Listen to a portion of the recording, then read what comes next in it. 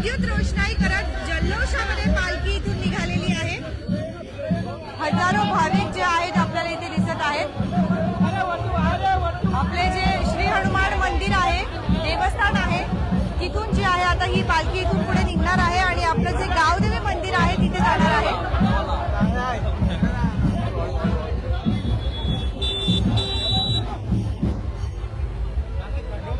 तर जर आपण बघितलं तर विद्युत रोषणाई वगैरे केलेली आहे आणि आपण सकाळी सुद्धा एक लाईव्ह जो आहे तो कव्हरेज केलेला होता, इव्हिनिंगला सुद्धा एक लाईव्ह कव्हरेज आपण केलेला होता आणि आता जर आपण बघितलं तर आता सुद्धा पुन्हा ही मिरवणूक निघालेली आहे।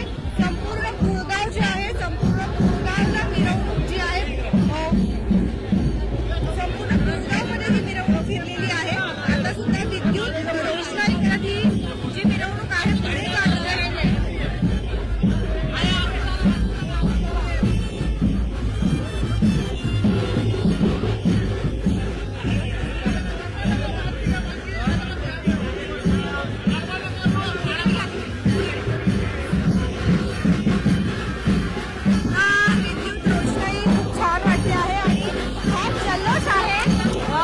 जर बघितलं तर आगड आणि जी आपली गावदेवी आहे त्या गावदेवीची ही पालखी आहे।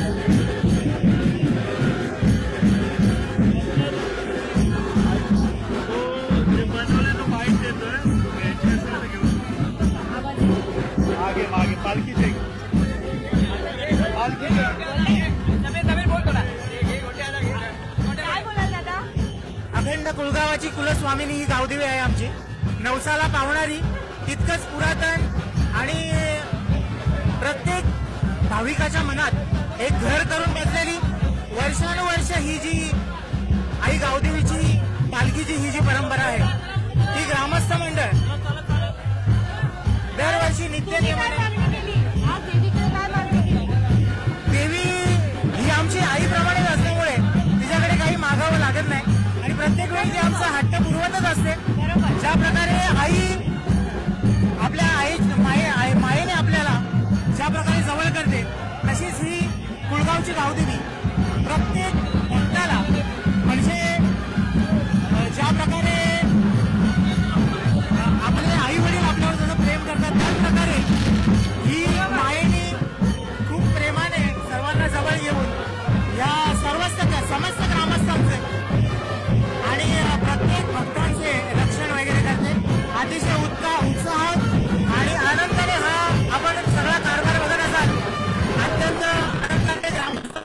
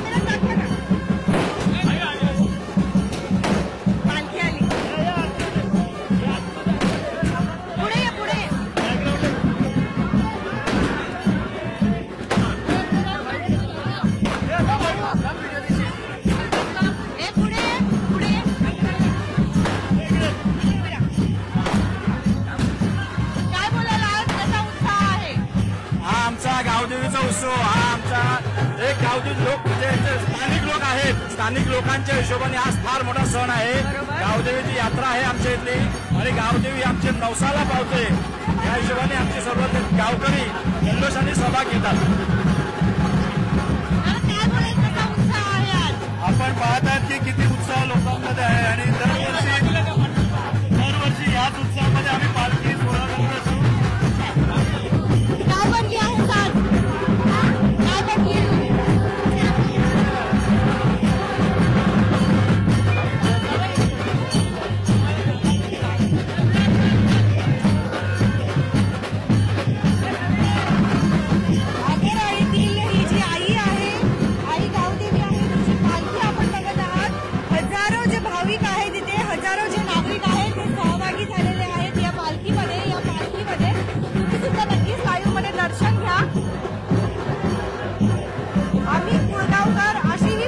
सजवण्यात आलेली आहे. खरं तर ही पालखी सजवली कोणी आहे ते सुद्धा आपण नक्कीच बोलूया. पालखी कोणी सजवली आहे? आमचे ग्रामस्थ गावदेवी मंडळ